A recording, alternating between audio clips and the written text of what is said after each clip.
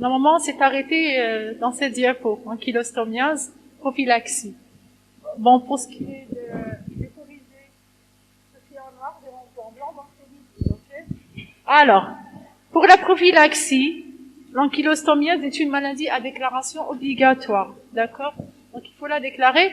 En fait, en Algérie, elle existe, mais elle existe dans des foyers bien précis, d'accord? C'est dans la Mitidja, la grande vallée de la Mitidja, parce qu'il y a des travailleurs, donc ils travaillent dans la boue, etc. Des foyers d'essentiel bien précis et limités. En fait, donc, il faut toujours dépister les malades, les porteurs, si vous voulez, asymptomatiques à l'embauche, c'est-à-dire avant même de commencer, il faut, avant même de commencer à travailler, il faut les dépister et les traiter, d'accord? Tout en faisant à chaque fois des examens parasitologiques de contrôle. Pourquoi? Parce que c'est des sujets, on a dit, à risque, qui sont donc exposés à cette parasitose. Il faut traiter tout sujet parasité, donc malade, ok? En fait, il faut tout éviter concernant donc les engrais humains, la construction des latrines, etc. Donc ça rentre dans le cadre des maladies transmises par mauvaise hygiène. Mais sinon, il est indispensable de faire ces mesures prophylactiques. Et le port de chaussures. Donc ces travailleurs doivent porter des chaussures donc intègres, assez hautes, pour éviter justement le passage lors des travaux maraîchers, donc lors des travaux en agriculture. Alors, donc une fois on a terminé l'ankylostomiase, avec les deux ankylostomes, on passe à l'anguillulose, qui est également donc une hématodose intestinale à transmission donc transcutanée. L'agent en cause, il s'appelle Strongyloides stercoralis. Il faut bien préciser parce qu'il y a des espaces autres que le stercoralis. Donc, nématode intestinale, cette fois-ci non hématophage. La femelle parthénogénétique est très fine, elle a un diamètre très fin. Parthénogénétique, c'est-à-dire qu'elle peut pondre sans même être fécondée. D'accord? Elle pond d'elle-même. Localisation, toujours, première partie du Graal, le duodénum. On va décrire les anguillules. En fait, ce sont de petits vers. Le mâle, il est de l'ordre de 800 microns sur 40 microns, donc vraiment très grêle, parfois même impossible à observer, avec une extrémité, comme pour les autres nématodes, donc une extrémité postérieure recourbée portant l'appareil copulateur mâle. D'accord? Pour la femelle, c'est un adulte avec une extrémité postérieure effilée droite, et la taille, elle peut être de 1 mm sur 50 microns. Donc un peu plus grande que le mâle. D'accord? Ces adultes, on a rarement l'occasion de les observer. Parce qu'ils restent intra-intestinaux. Donc, c'est pour ça qu'on n'insiste pas tellement sur la description. Par contre, on va décrire les stades larvaires. En fait, il n'y a pas d'œufs. C'est des femelles vivipares. On a dit qu'elles vont prendre des larves. Alors, le premier stade larvaire pondu, c'est une larve qu'on appelle rhabditoïde. En fait, c'est le même terme pour les ankylostomes. Le même terme rhabditoïde veut dire tout simplement que c'est une larve qui a, j'ai dit que les nématodes, ils ont un tube digestif, etc. Donc cet œsophage présente un double renflement, d'accord? Dit 2. Donc toute larve qui va présenter un double renflement œsophagien est dite rhabditoïde, tout simplement, d'accord? Donc c'est une larve qui fait de l'ordre de 500 microns, peut-être moins. Donc Strongyloides stercoralis, larve rhabditoïde à double renflement et un stylet buccal court, extrémité postérieure toujours droite mais peu effilée, elle n'est pas très pointue. Bon, pour ce qui est de cette extrémité, plutôt du stylet buccal, c'est cet espace entre la bouche et l'œsophage, d'accord?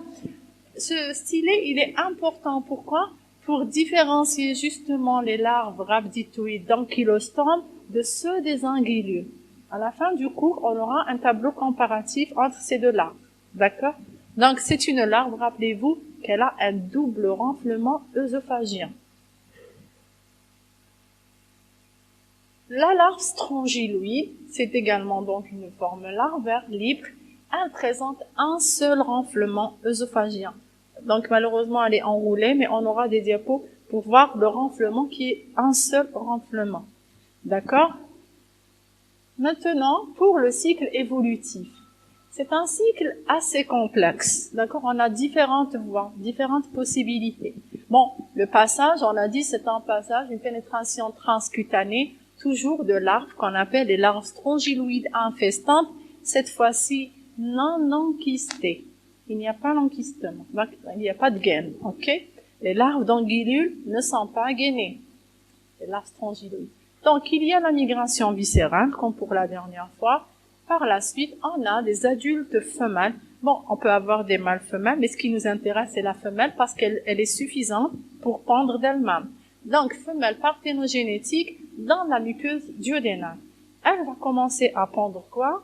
On a dit des larves. D'accord? Bon, le stade 2. Il existe, sur certains documents, vous trouvez que c'est un stade très court, intermédiaire. Sur d'autres documents, on parle directement, ce qui est retenu le plus, c'est la larve. D'accord? Même s'il existe, directement, la larve, elle va sortir de l'œuf. Ok? Donc, c'est juste pour vous dire qu'il y a des documents qui parlent d'eux. Sinon, c'est la larve rhabditoïde qui est dans le tube digestif. Alors, le sort de cette larve. Première des choses, cette larve, elle va être éliminée vers le milieu extérieur dans les selles. Ok? C'est bon. Donc, on a des larves rhabditoïdes dans le milieu extérieur. On a dit que les conditions externes sont très importantes pour le développement. Bon, si les conditions sont bonnes, favorables, qu'est-ce qui se passe? Il se passe un cycle sexué long, indirect. Pourquoi sexué? Parce qu'on va avoir l'apparition d'adultes mâles et femelles. D'accord? Dans la terre boueuse, oxygénée, etc., une bonne température, les larves vont donner des adultes mâles, femelles. On les appelle les adultes libres. Pourquoi? Pour les différencier de ceux qui étaient dans l'intestin. D'accord? Et d'ailleurs, ma photo, c'était écrit adultes libres. Alors, les adultes mâles et femelles, il y a la fécondation, la ponte d'œufs, mais rapidement le passage donc vers les larves. C'est toujours des larves rhabditoïdes. On va les différencier en disant de deuxième génération. Donc, les premières, c'est celles dans le cadre rouge, donc c'est celles qui sont éliminées. Très bien. On a des larves de deuxième génération qui vont évoluer en quelques heures, plutôt en 1 à 2 jours, en larves strongyloïdes, puis en strongyloïdes infestantes, non enquistées, bien engainées. Donc ça, c'est un cycle externe, indirect, sexuel. Pourquoi? Parce que les conditions étaient favorables, étaient bonnes. Maintenant, si les conditions ne sont pas assez bonnes, il y a un passage rapide des larves rhabditoïdes. Attention, il y a un passage ici, hein, il est obligatoire. Donc, des larves rhabditoïdes vers les strongyloïdes infestantes. Donc, c'est un cycle court, direct, asexué. Il n'y a pas de reproduction, donc mâle, femelle, etc. Un autre cycle est possible. En fait, les larves rhabditoïdes dans le tube digestif, déjà in situ, peuvent se transformer en larves strongyloïdes, puis strongyloïdes. Donc, la strongyloïde, elle va passer directement vers les adultes. Ok? Donc, on a 3 possibilités de cycle. Finalement, c'est une parasitose avec risque d'auto-infestation. C'est bon?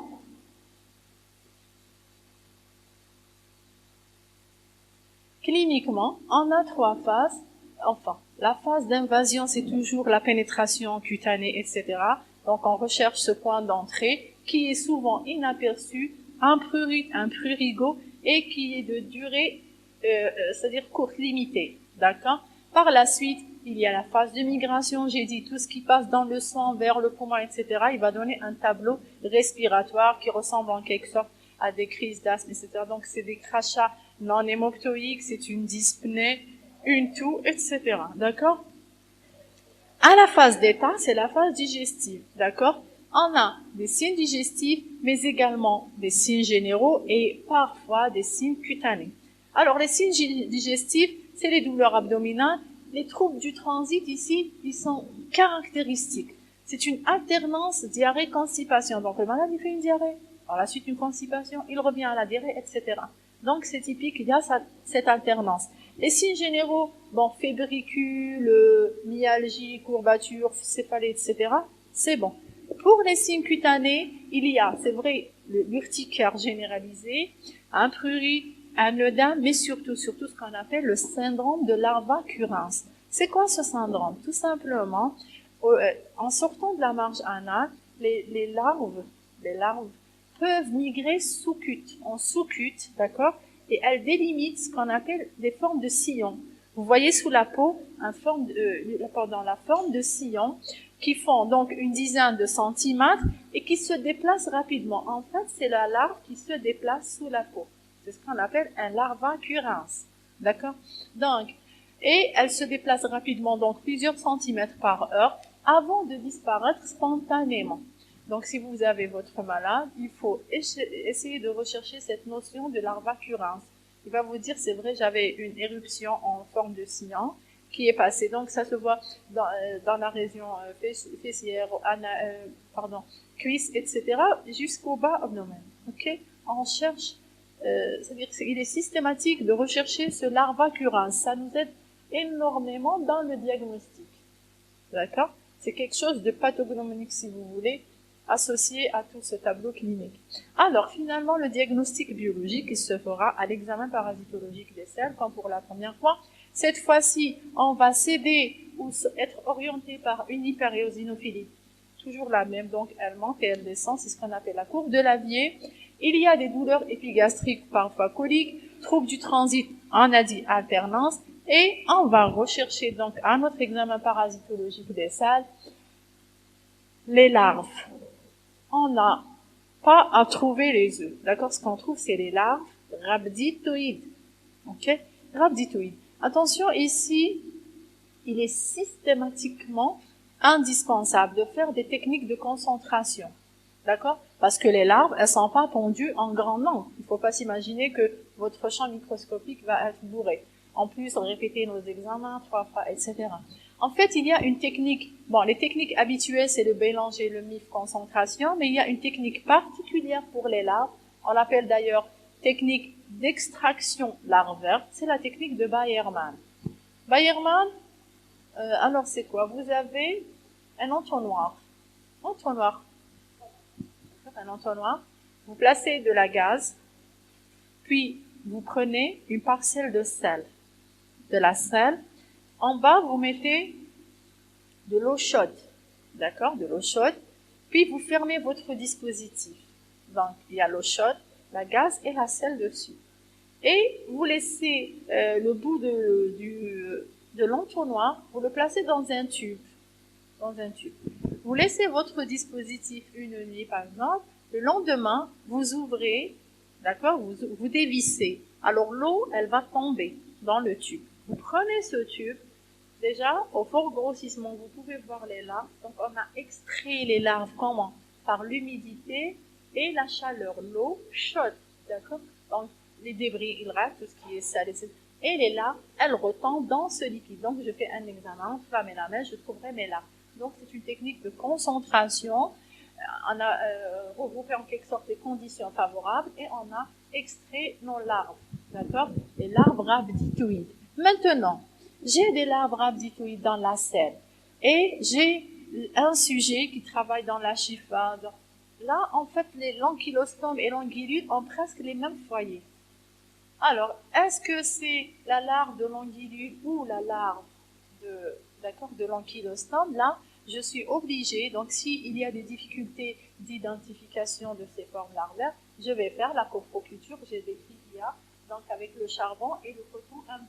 D'accord? Et vous laissez sur paillasse. Bon, si c'est des anguillules, les larves rhabditoïdes, elles vont donner le cycle direct, plutôt indirect sexué. D'accord? Vous allez observer, dans quelques jours, vous allez observer les adultes, puis les larves de deuxième génération, etc. Si c'est des ankylostomes, alors dans ce cas, on a les larves rhabditoïdes, puis les strongyloïdes enkystés. D'accord? Si c'est, donc là, la différenciation, elle se fait. Ça dépend de l'évolution. On aura soit un cycle d'anguillule, soit un cycle d'ankylostome. Ok?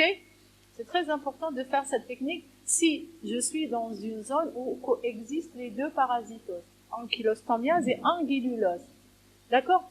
En fait, pourquoi? Parce que vraiment, pour l'angululose, il y a ce qu'on appelle les formes atypiques et les formes en quelque sorte généralisées, elles sont très graves. D'accord? Elles peuvent entraîner des troubles mentaux. Donc vraiment, il faut être sûr de la parasitose en cause. Là, donc c'est la différenciation entre l'arbre rhabditoïde d'ankylostome et celle de l'angulule. En fait, il y a, la taille, elle est presque la même, 250-300. Pour le stylet buccal ici,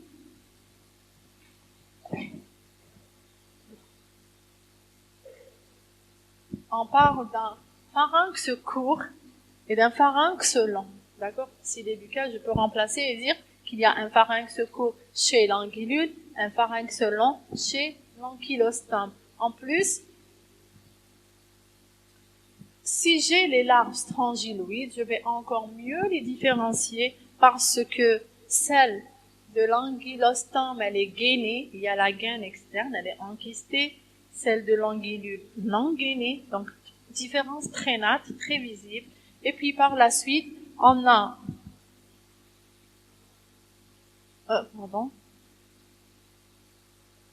Donc, il y a la taille qui est presque la même. On ne se base pas tellement sur la taille, d'accord?